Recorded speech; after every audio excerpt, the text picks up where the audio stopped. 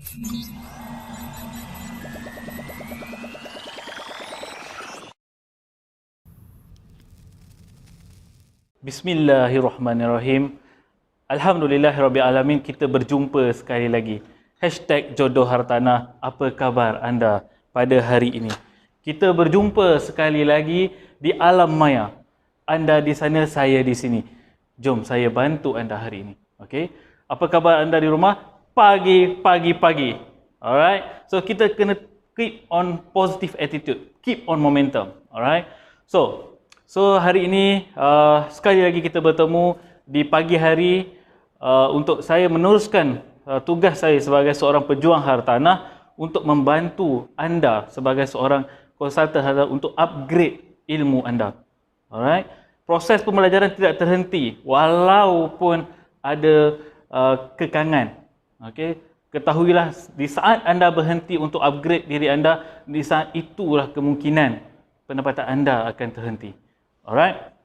So, saya pada hari ini Eddie Hafiz akan bantu anda untuk go through satu topik yang biasanya dan diperlukan sangat sebagai seorang perunding hartanah untuk membantu prospek ataupun klien anda sendiri, iaitu kiraan kelayakan.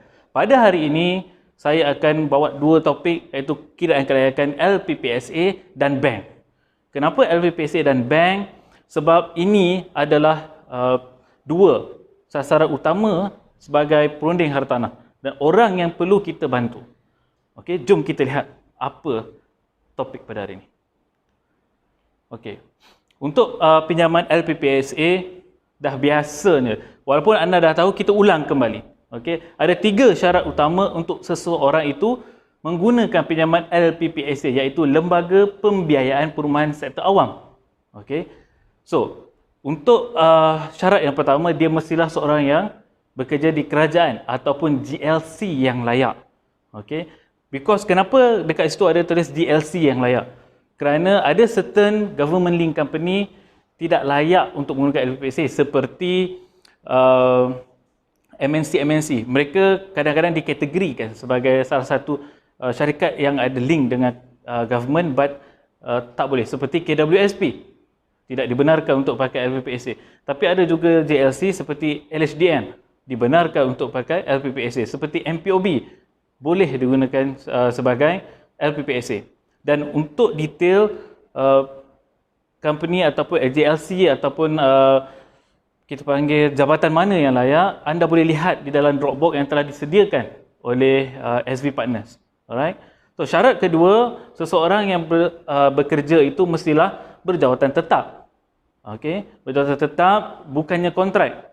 Tapi jangan kecewa, walaupun dia seorang staf kontrak, dia masih boleh membuat pinjaman perumahan.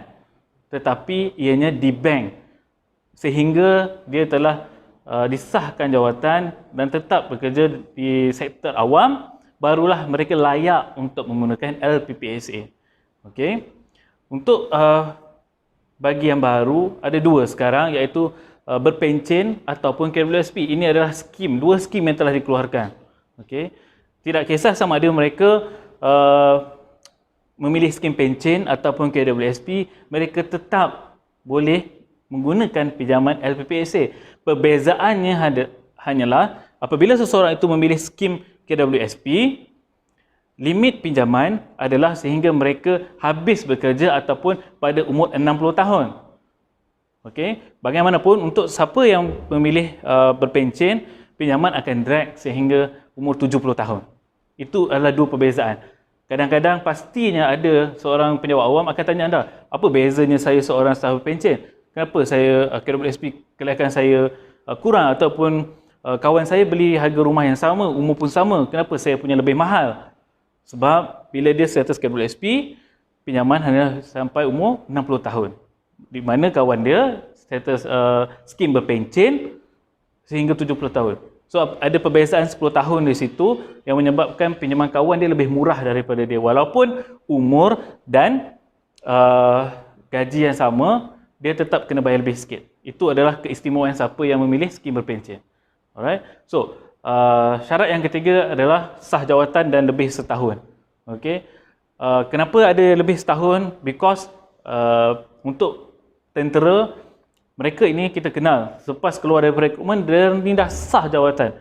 Okey, tapi masih belum boleh untuk kita proses pinjaman LPSA-nya sehinggalah mereka berkhidmat lebih daripada setahun. Okey, faham ke tak? Dapat Saya ulang 3 kali. Kerajaan ataupun JLC, dia mesti tetap ataupun dia tetap berpencen ataupun skim KWSP boleh, dan semestinya mestilah sah jawatan dan berkhidmat lebih daripada setahun. Okey? Alright, next. Okay, ini adalah formula.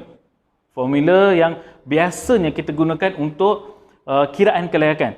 Okay, ini adalah manual calculation. Dia ada 2. Untuk kiraan LPPSA, first kali you kena mahir untuk kira manual. Okay, dan second, you boleh gunakan apps ataupun aplikasi mudah alih okay, yang disediakan. Tetapi kenapa kita perlu mahir kira calculation adalah tak semestinya kadang-kadang sistem tu always online untuk anda, always prepare, always ready untuk anda gunakan. Okey, pernahkah anda fikir satu hari di mana anda berjumpa dengan klien, dia present payslip di depan anda, dan bila anda try untuk go through sistem LPPSA dan tiba-tiba dia tulis itu sistem stop for maintenance. So bagaimana, adakah anda nak jawab kepada klien anda, maaf cik, sistem offline, saya tak boleh kira sekarang.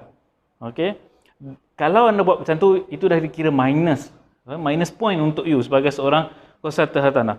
Okey, dan kalau kata klien tu tiba-tiba datang kepada saya, insya-Allah dengan saya yang dah tahu kira manual, saya boleh assist klien ni sehingga ke bahagian closing.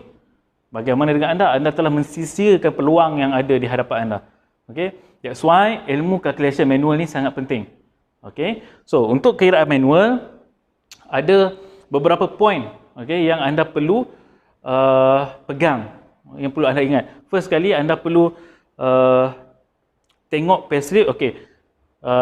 Jika di dalam maya ini anda perlu lihat di sebelah kiri anda adalah bahagian income, di mana bahagian kanan anda adalah bahagian potongan. First kali anda kena identify gaji pokok, and then allowance tetap, and then lihat potongan yang ada. Ini 3 benda yang anda tengok.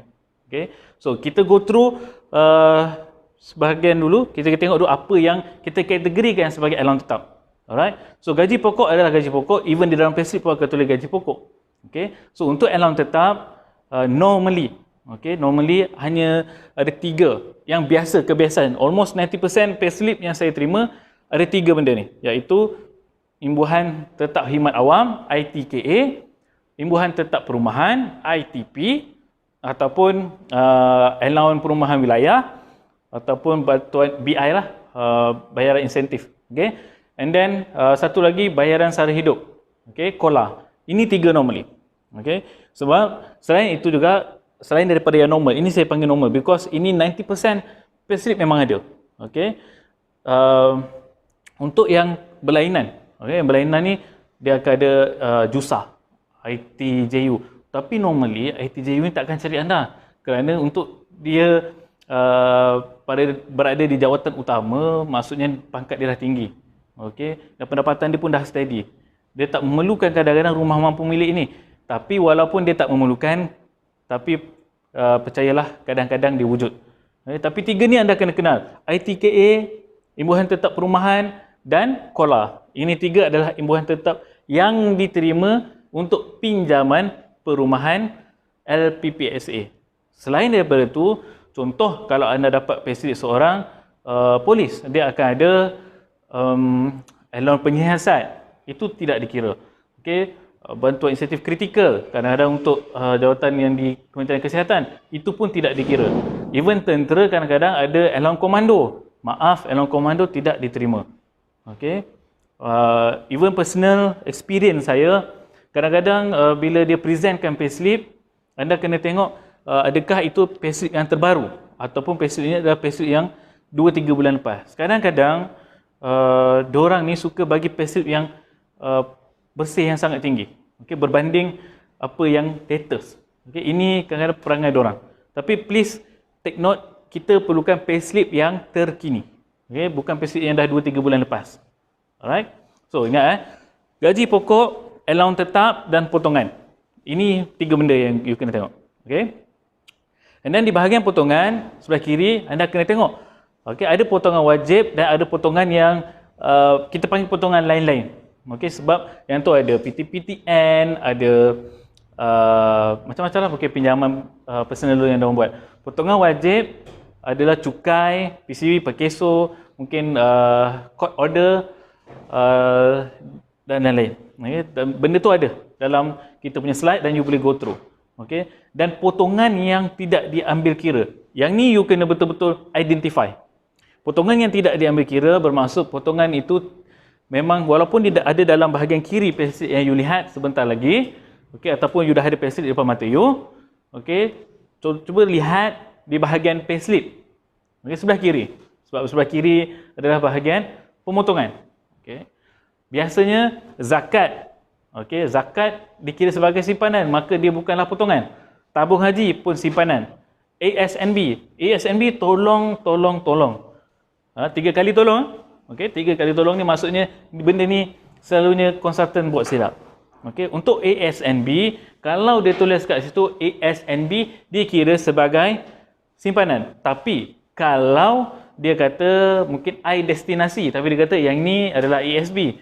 Okey, maka itu sebenarnya adalah pinjaman. Contoh diorang buat loan ASB tapi diorang masuk dalam payslip. Yang tu dikira potongan, bukannya simpanan. Hanya kalau dalam payslip tu dia tulis ASNB dan dia dikira sebagai simpanan. And then PTPTN, okay, PTPTN dikira sebagai potongan. Tapi kalau dia SSPN maksudnya simpanan, okay, skim simpanan perumahan pinjaman, okay, pembelajaran negara PTPTN, okay, yang tu dikira sebagai simpanan. Okay, peruntukan adalah untuk tentera. Ini sahaja yang normally. Tapi 90% you akan jumpa zakat dan tabung haji, ASB, ASNB. Ni 3. Okey, jarang orang buat PTPTN punya simpanan. Pemotongan yes, sebab dia kena bayar pemotongan. The beauty of kerajaan ni adalah kalau dia masuk kerja kerajaan, okey, PTPTN orang akan terus tolak dekat payslip.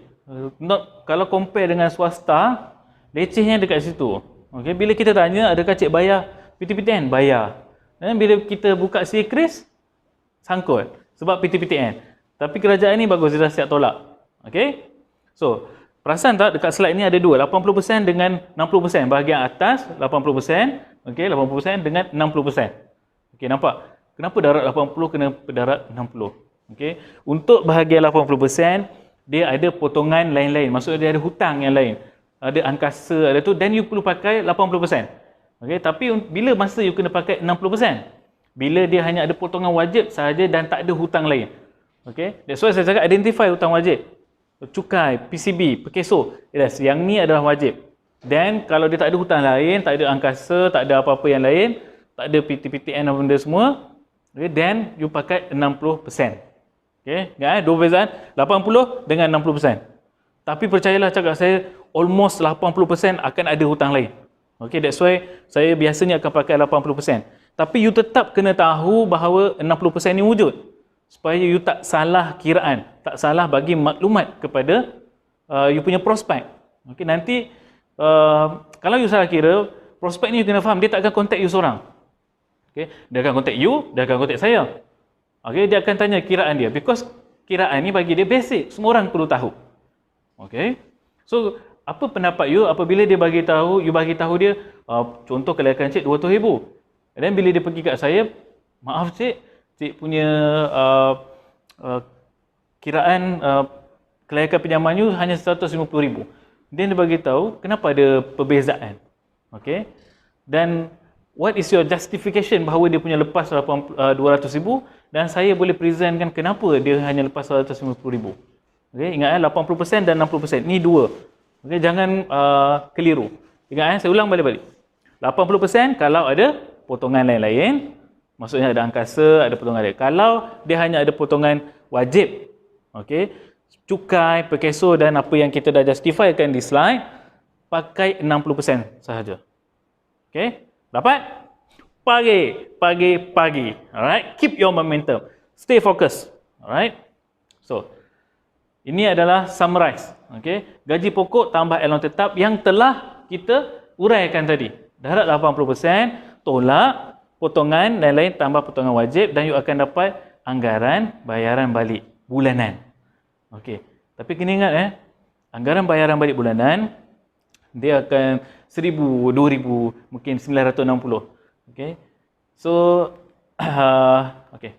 So harga rumah you kena darat dengan 200 daripada ABB. Contoh ABB adalah 900, you kena darat dengan 200 dan you akan dapat harga rumah yang dia layak. Okey, sebab dia akan jadi awkward, akan jadi macam lawak sikit sebenarnya kalau bila klien tanya kelayakan saya berapa? ABB cek 960. Okey. Dan dia pun blur. Because adakah bila klien pergi cari rumah, even dekat mudah.com tu adakah dia tulis ABB 960? Okey, hanya bila di mudah.com iProperty dia akan tulis harga rumah sahaja. That's why pentingnya you tahu daripada ABB untuk kita convert kepada harga rumah. Okey, daripada ABB untuk convert harga rumah darab dengan 200. Okey, 200 bukan 2,000. Okey, contoh kalau 900 darab 200 you akan dapat 180,000. So kelayakan pinjaman perumahan dia adalah 180,000 sahaja. Itu adalah limit. Okey? Faham? Okay, good. Saya harap anda semua faham. Okay, kalau tak faham, kejap lagi kita akan jumpa di sesi live. Alright? So, stay tune. Stay focus. Alright? So, ini adalah contoh. Okay, contoh yang kita gunakan untuk training hari ini. So, saya faham di screen anda supposedly akan nampak juga payslip ni. Okay? Kalau tak nampak, angkat tangan. Okay. Kalau tak nampak, angkat tangan. Nanti kita akan bantu. Alright? So, macam saya cakap, you kena identify gaji pokok. Okey lah, nama dia pun you nampak nama dia Muhammad Afzal. Okey, fine. Okey. Tapi yang paling penting gaji pokok, imbuhan tetap perumahan, imbuhan tetap khidmat awam dengan bantuan sara hidup ataupun KOLA. Dah identify kan? Okey. Ngam. Tu untuk di rumah saya rasa benda ni ada di sebelah kiri anda. Okey. Macam saya cakap sebelah kiri adalah yang duit masuk. Okey, payslip di sebelah kanan adalah pemotongan. And then identify pula bahagian pemotongan. Adakah ada pemotongan yang wajib? Okey. Mengikut apa yang saya nampak setakat ni tak ada. Ke ada yang boleh nampak kata ada cukai lah. Okey, tak ada sebab kalau kita tengok gaji dia pun kecil sebenarnya, tak melayakkan dia untuk potongan cukai. Okey. Dan tak ada pun arahan mahkamah and everything. Okey, maksudnya ini adalah potongan lain-lain. Okey, bila ada potongan lain-lain, ingat tak tadi saya cakap? Bila ada potongan lain-lain, kena pakai formula 80%, bukan 60. 80%. Okey. So, 1866, okey. Buka kalkulator. Buka kalkulator. So, kena pakai. Saya tak sure kalau you boleh nampak atau tak dekat board. Okey, tapi tekan kalkulator masing-masing, nanti tulis komen dekat bawah. Okey, tulis komen. Dan kita dekat Zoom ada boleh chat, tulis chat. Alright? Tulis. So, gaji pokok 1866, okay, tambah dengan ITKA 300. Berapa lagi tu? Sara hidup 300 dan perumahan 300. Sorry, ini perumahan. Okay, 300, ITKA 115 dan KOLA. Alright. So, berapa? Okay. So 1866 tambah 715. Ada yang stay fokus Okey, boleh bagi tahu saya value berapa tak? Tolong tulis dekat bawah tu. Okey. Tolong tambahkan 1866 tambah 715. Berapa? Sebab kita yang ni kita nak kira gaji hakiki ni. Berapa? Tulis kat bawah tu. Saya nak tengok ada yang lari tak jawapan dia. Okey. So, jawapan dia, kalau takkanlah yang ni pun tak dapat kan, tambah je. Cuma tricky dia kat sini you nak identify yang mana satu. Okey. 2581. Dapat Okey, nanti saya tengok komen ni. Okey, jangan malu-malu. Dekat sinilah platform kita belajar. Sebab saya tak boleh jumpa you dekat rumah. Bahaya. So kita jumpa di Alam Maya. Jangan risau buat kesilapan di Alam Maya ni. Sebab saya tak boleh tepuk bahu you pun. Tapi kalau boleh alhamdulillah lah. Okey. So, okey. 2581. Dapat? Okey, kalau dapat, angkat tangan. Angkat tangan kat rumah, jangan risau. You punya wife ke, anak-anak you pun boleh join angkat tangan sekali. Okey, because make it fun. Okey. You dah penat seharian, stres duduk rumah. Malam, kasihlah gembira sikit. Okey. Alright, so 2581 ini adalah gaji hakiki dia. Termasuk gaji pokok dan dia punya allowance tetap. Okay, ini yang kita panggil gaji hakiki. Alright. So kita tengok bahagian sebelah kanan you, pemotongan. Okay, potongan wajib tak ada. Semua betul ada potongan lain-lain. Okay, so you tengok jumlah potongan dekat bawah adalah RM82.50. Betul Ada yang tak setuju dengan saya, you tulis komen kat situ, saya tak setuju RM82.50. Ada potongan lain yang saya nampak. Okay? Okay, semua okey Kalau okey, kita proceed. Kita tulis potongan. Okay? Ini bahagian potongan. Total RM82.50. Okay? Nampak? So, potongan lain-lain RM82.50 dan gaji hakiki adalah 2581. So, 2581, okay, kita akan darabkan dengan 80%. Okay? So, ambil yang ni, 2581 darab 80%. So, berapa dapat? Dekat rumah tolong tulis. Berapa? Okay, 2064. Okay. Saya ambil 2064 lah. Yang ada poin-poin 8 tu kita relax dulu. Okay. Kita ambil yang genap je lah. Kita bundarkan saja. Okay. So agree Agree. Kalau agree, tulis agree. 2064. Tulis agree dekat situ. Kat chat tu tulis saya agree.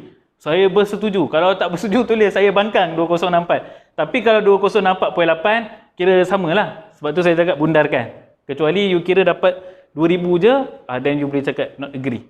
Then you kena check calculator you ada bateri atau tak. Okay. So 2064 adalah dia punya allowance untuk dia buat hutang pada tahap 80%. Okay. So dia dah ada dua. 2064 dan total hutang. So untuk ABB tadi ingat tak? Okay. Nampak? Gaji pokok allowance tetap darab 80%, tolak dengan potongan lain-lain tambah potongan wajib. So kita dah identify kedua-dua ni. So kita dah boleh dapat ABB. So boleh tak bantu saya berapa? Okay. 2064 tolak RM82.50. Dapat berapa Tulis dekat bawah. Yang mana stay fokus. Okay. Pagi. Okay. So value yang saya dapat tengok. Saya lagi power. Saya kira je. Saya kira dalam otak je. You dekat rumah boleh buka kalkulator tau. Saya tak ada kalkulator. Okay, so lebih kurang 1982. Okay. 1982. Macam mana Cik Hafiz boleh kira macam ni? Makan Exmo dulu waktu kecil-kecil. Tak ada, saya gurau je. Okay. 1982. Ini adalah yang kita panggil dia ABB. Anggaran bayaran balik bulanan. Tapi, kalau you still ingat, still fokus apa yang saya cakap tadi, dekat mudah.com, property guru, bila you buka harga rumah, tak ada pun harga rumah yang dia tulis rumah teras 2 tingkat, ABB 1982. Tak pernah lagi. Okay, kalau you bagi tahu klien you, tanya cik ABB cik 1982, dia pun blur. Saya silap dia hantar emoticon je. Macam ni. Tak tahu. Ataupun gambar merah marah. Saya tak tahu apa-apa. Okay, so next step bila dah ada ABB adalah ABB darab dengan 200. Okay. So 1982 darab 200. Okay, berapa dapat? Berapa dapat? Okay, tulis jawapan anda dekat bawah. Kita semak sama ada you follow atau tak kelas ni. Okay, tulis jawapan anda dekat bawah tu. So anggaran dekat sini yang saya dapat, kalkulator saya 396,460. 396,460. Okey. So ini adalah alright. 396,000 adalah anggaran kelayakan rumah yang dia boleh pilih ke bawah. Okey. So dah dapat something Okey. Kalau dah dapat something hari ni, tolong tulis alhamdulillah, thumbs up. Okey, tulis thumbs up ataupun letak je semudah emoticon thumbs up. Maksudnya you dapat, you follow. Alhamdulillah. Okey. So siapa yang tak dapat, dia try balik. Tengok komen-komen kat atas, boleh buat banyak kali. Okey, ataupun you boleh refer leader you, minta payslip banyak-banyak. Okey. Alright. Sebenarnya dah ada contoh kiraan ni, saya saja je tak nak keluarkan dulu. Okey. So Macam tadi saya cakap 1866 you dah identified dia punya allowance tetap lebih kurang 715, iaitu ITKA, ITP dan COLA. So bila kita darab dapat 2064 dan tolaklah dia punya komitmen atau potongan yang lain sebab dia tak ada potongan wajib. Alright. So bila dapat 1980 tu darab dengan 200. Itulah anggaran harga rumah yang prospek anda layak ataupun ikut payslip ni afzal layak. Okay, so you dah boleh buka mudah.com. 300,000 ke bawah. Banyak pilihan untuk dia. Dan you boleh assist dia. Nampak tak value you berbanding dengan Afzal? Afzal tak tahu. Tapi you seorang konsultan hartanah yang dah mengetahui cara kira kelayakan ni, anda ada value yang lebih daripada dia. That's why you adalah seorang pejuang hartanah. Okay? Alright. So, kita next step. Okay, yang ni payslip kedua. Payslip kedua. Okay, malam ni kena pakai otak sikit. Tak ada otak sangat sebab you pakai calculator kan. Tak macam saya kena congak ni. Letih. Okay. So, macam saya cakap, cek gaji pokok, cek allowance tetap. So, gaji pokok dia adalah 1452 and then tiga-tiga tu adalah allowance tetap. Okay. Nampak tak Saya ulang balik. Kalau you perasan, untuk payslip yang baru ni, allowance dia 3 je. Okay. So, memang ngam-ngam semua adalah allowance tetap. Tapi dia tricky part dia adalah dekat sini. Kalau you dapat payslip yang macam ni. Nampak? Ada khas PDRM, bantuan khas kewangan. Okay? So, kat situlah kadang-kadang kita sebagai seorang konsultan hartanah, kalau kita tak ada ilmu sangat. So, kita akan ambil semua tu. Kira dan salah. Bagi value yang tinggi kepada klien. So, bila you bagi value yang tinggi, klien pun dah mengharap. Contoh, kelayakan you kira semua mungkin dapat 600,000. Mungkin klien dah terfikir, saya dah nampak rumah dekat Eco Majestic 600,000, rumah besar. Tapi bila dia kira secara yang betul-betul layak ataupun menggunakan kiraan LPPSA, mungkin 300 lebih. So you dah bagi harapan yang palsu kepada klien, tak elok. That's why you kena learn untuk you earn. Nampak? Okay. So untuk payslip kedua, sebelah kiri adalah pendapatan, sebelah kanan adalah dia punya potongan. Ada tak dekat situ potongan wajib? Saya rasa tak ada. Sebab gaji dia pun masih rendah, tak ada pekeso, tak ada everything. So you boleh terus tengok jumlah potongan. Okay.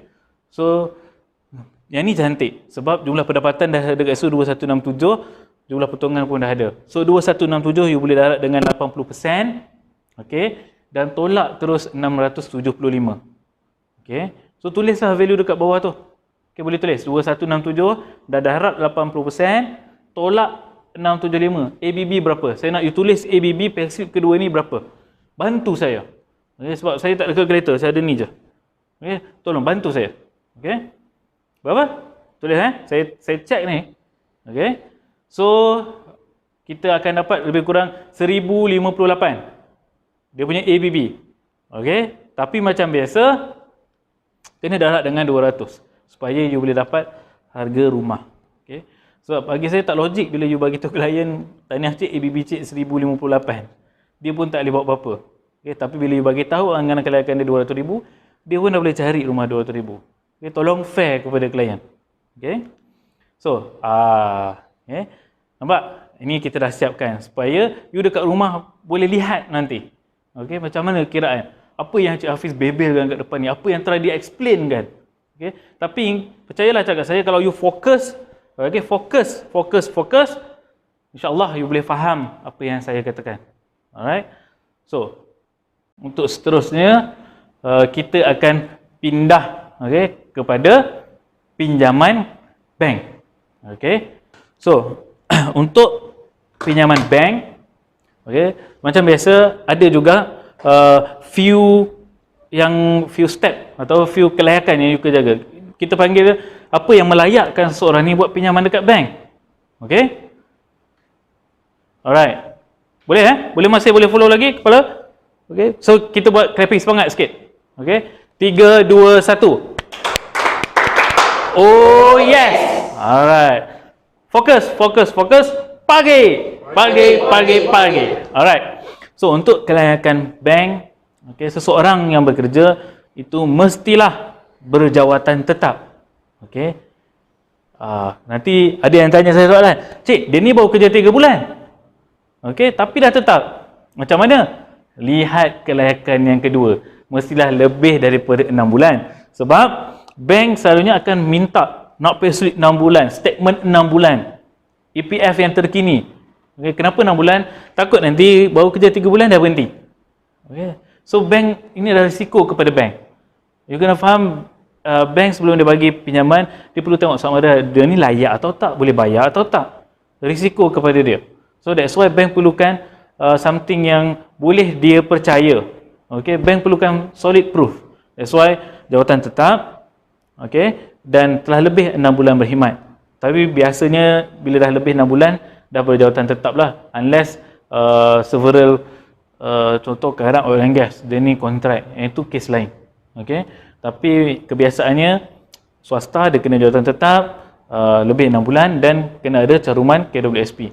Macam mana pula kalau kes yang kata macam ni, "Cik, dia ni dah lepas jawatan tetap baru ada caruman KWSP." Macam mana Boleh sebenarnya, tapi problem dia adalah adakah bank nak bagi dia 100%, 90%, 80%? Itu yang akan membezakannya. Because bila dokumen you tak solid, tak ikut apa yang bank nak, so bank dia boleh bagi syarat dia. Kalau you betul-betul nak rumah ni, why not you keluar 10%? Okay, saya hanya bagi pinjaman 90% sahaja, you prepare 10% dan saya akan luluskan. Ataupun lagi banyak dokumen you yang tak lengkap, tak tally. Bahaya You kena tengok, kadang-kadang dekat payslip gaji net 2,000. Masuk bank RM1,950. RM50 beza, bank tetap kira. Even 10% pun dia tetap kira tak tally. Bila dokumen you tak strong, dia ada hak, okay, untuk tidak bagi pinjaman yang tinggi. Because dia meragukan diri bank. Seperti macam saya juga. Kalau you kata you nak pinjam kat saya RM10,000, tapi pendapatan you RM2,000, saya pun takut. Okay? So, begitu juga bank. Okay, so dia ada hak untuk limitkan pinjaman you. So, kelayakan macam biasa, jawatan tetap lebih 6 bulan, ada caruman KWSP dan biasanya gaji mestilah melalui bank. Maksudnya gaji tu masuk bank, bukannya gaji cash. Okay, sebab bila cash, dia tak ada proof. Bank tak ada proof. Bank perlukan proof. Okay? So, pagi. Because yang ni really akan perlukan you fokus. Alright? Tak macam awam tadi, senang je. Yang ni because kita perlu ada beberapa elemen yang you perlu detect. First sekali you perlu detect gaji kasar, gaji bersih, and then komitmen. Okay? And then you perlu tahu berapakah maksimum DSR dia, dan barulah you dapat tahu kelayakan maksimum. Okay? Kita go step by step. Okay? Kita semak gaji kasar dulu. Okay, untuk gaji kasar, bagi seseorang yang maksudnya makan gaji, dia akan ada gaji pokok. Ini biasa. Okay? And then ada allowance tetap. Macam mana nak tahu allowance tetap? Senang sahaja. Allowance tetap ni kalau you tengok payslip, dia bagi dekat you 6 bulan. 6 bulan ni lah dia punya value tu constant. Contoh kalau dia soal eksekutif, dia so allowance eksekutif 200 je tetap selama 6 bulan. Kalau dia cuti pun allowance tu tak tolak. Dia bukan macam allowance makanan. Allowance makanan you datang kerja you dapat, you tak datang you tak dapat. Okey, dia berlainan. Macam allowance dobi. Okey, ataupun paling senang dekat offer letter. Di offer letter selalu penjawat swasta, dia ada tulis allowance apa yang you akan dapat, allowance telefon, allowance ni, allowance tu. Yang tu boleh dikira sebagai allowance tetap. Selain daripada tu, ada overtime, yang tu memang tak tetap lah. Okay, that's why adanya overtime tambah dengan purata allowance yang tidak tetap. Purata So purata maksudnya kalau ada 6 payslip, you kena ambil purata. Contoh kalau sebulan 600, sebulan 500, you tambah then divide by 6 lah. And then ambil 20% ataupun darat dengan 0.7. Dan itu adalah you punya pendapatan untuk allowance yang tak tetap you. Okay, that's why ada gaji pokok, allowance tetap dan benda yang tak tetap. Yang tak tetap ni yang kita perlu darab dengan 70%. Contoh, bila ambil you kira-kira 1,000. Okay, that mean yang bank kira hanyalah RM700 sahaja. Okay. Tapi nanti mesti ada soalan. Biasanya akan ada soalan macam ni. Betul ke 70%? Okay. Macam ni. 70% ni kita ambil daripada certain bank. Okay? Tapi ada juga bank yang bagi lebih rendah daripada 70%, mungkin 60%, mungkin 50%. Okay? Ada yang lebih tinggi, ada yang 80%, ada yang mungkin up to 90% sekarang, 85%. Dia melihat pada gaji juga sebenarnya. Okay? Tapi untuk to be safe, ambillah 70%. Because kalau dia lebih rendah pun tak rendah sangat, dia tak overshoot. Okay? That's why bila you tambah, dapat gaji kasar. So untuk dapat gaji bersih, okay, gaji kasar settle. Gaji kasar, take note. Alright. So nak cari gaji bersih. Gaji bersih adalah formula dia, gaji kasar kena tolak potongan yang ada di dalam payslip. Okay, normally EPF, SOCSO, pemotongan cukai berkala dan satu lagi EIES. Okay, ni sekarang yang baru lah, EIES. Okay, yang ni ada 4 benda ni. Okay. So bila you tolak, dapat gaji bersih. Nanti macam mana pula dengan kalau dekat payslip ada pemotongan advance? Tolak. Okay, sebab bank akan tengok gaji bersih. So itu kena tolak. That's why you kena sarankan cadangan kepada klien. Kalau contoh ini yang kita panggil profil kewangan. Kalau boleh jangan buat advance dulu untuk certain period. Okay, kalau boleh. Because advance ni akan mengganggu dia punya gaji bersih. Okay. So gaji kasar dan gaji bersih dan pindah kepada komitmen. Komitmen ni adalah paling benda yang tricky part. Because tak semua orang berani bagi tahu apa komitmen dia. Kadang-kadang dia bagi tahu ada kereta je. Sedangkan kredit kad ada, pinjaman loan peribadi ada, macam-macam lagi ada. Okey, tapi dia tak nak bagi tahu. Dia segan kadang-kadang. Sebab gaji besar Pak Ibu, komitmen pun besar. Dia takut nak bagi tahu. Alright? Tapi bila you ada reputation, ada report. Okey, kita panggil report lah. Bila you nak assist dia. Dan cakap dengan dia, untuk saya bantu secara menyeluruh, saya perlukan list komitmen cik.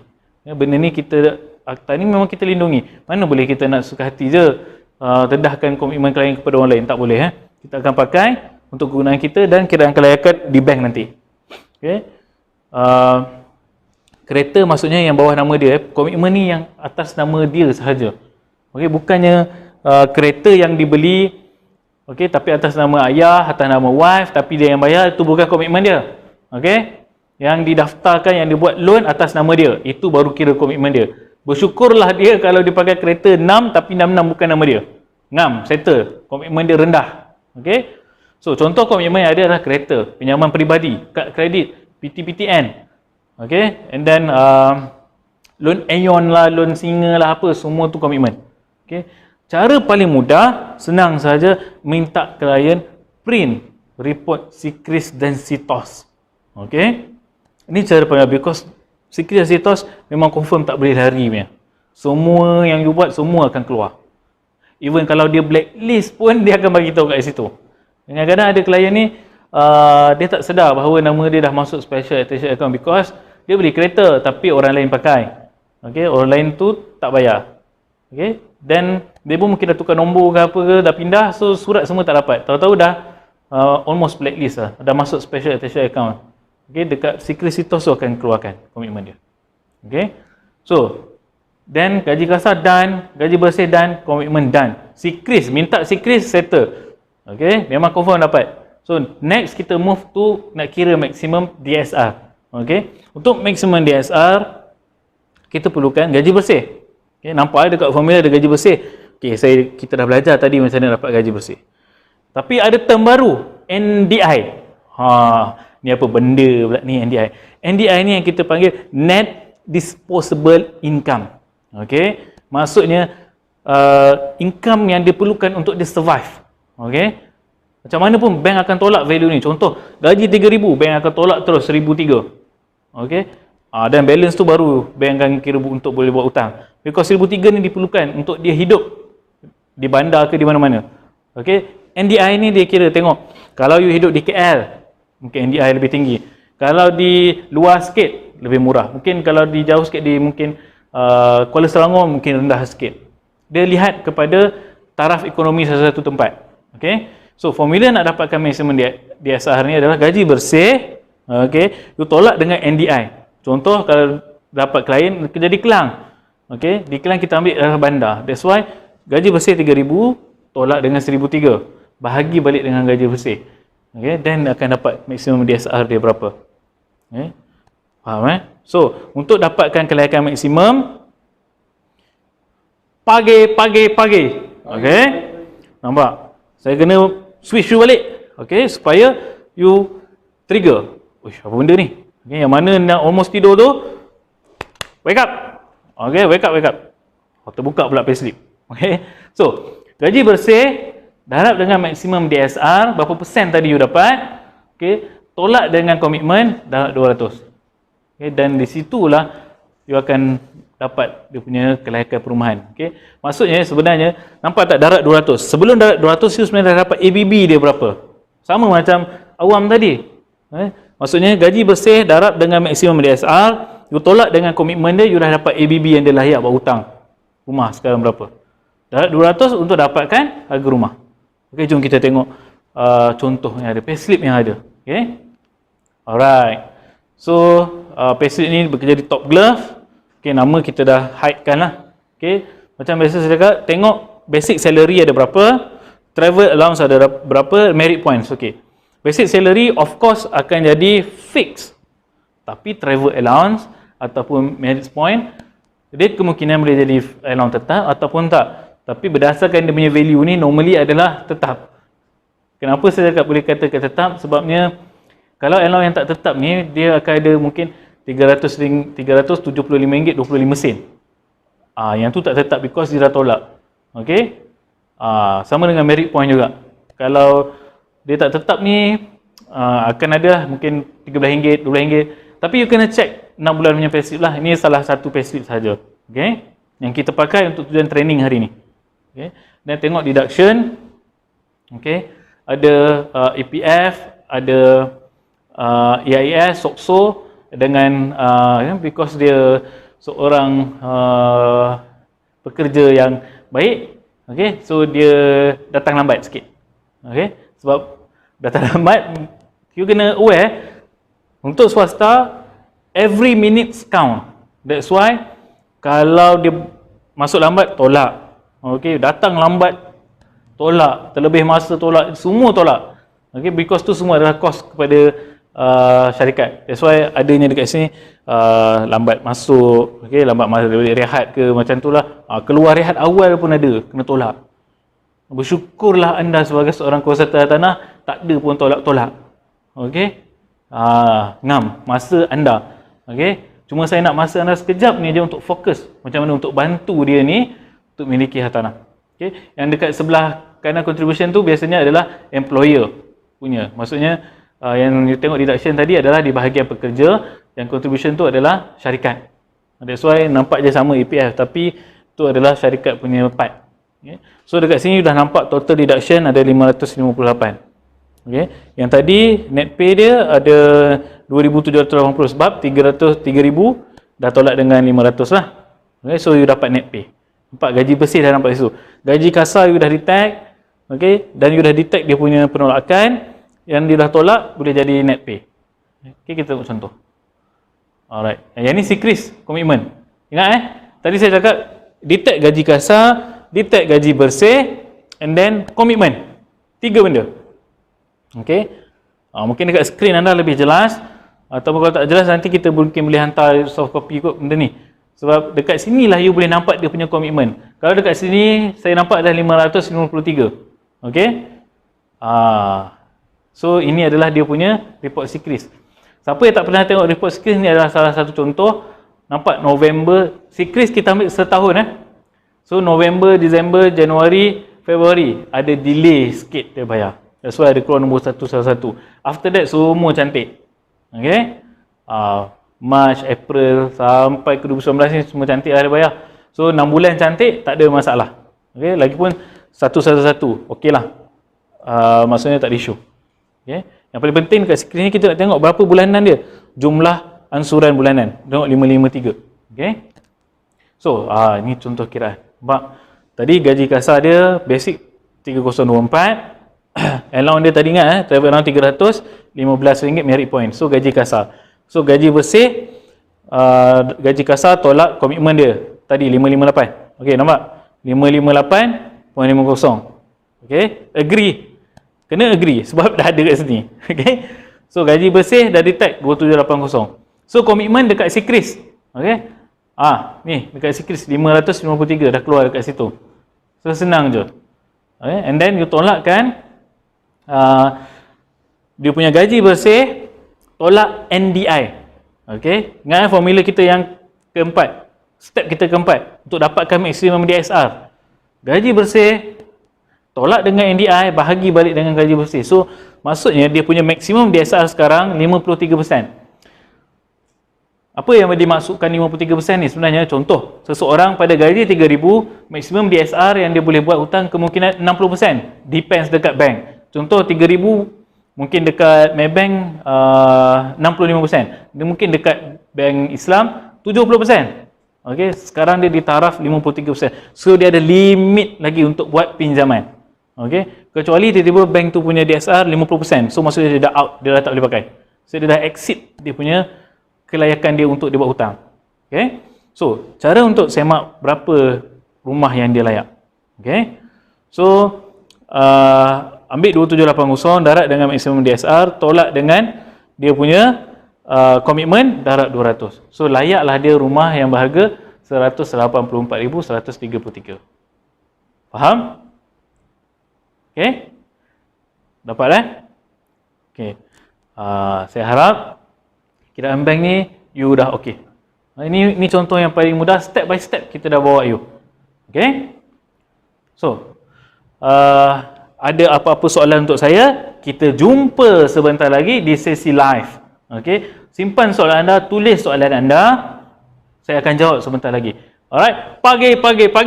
Terima kasih kerana fokus kepada saya. Saya Hafiz, see you at the top.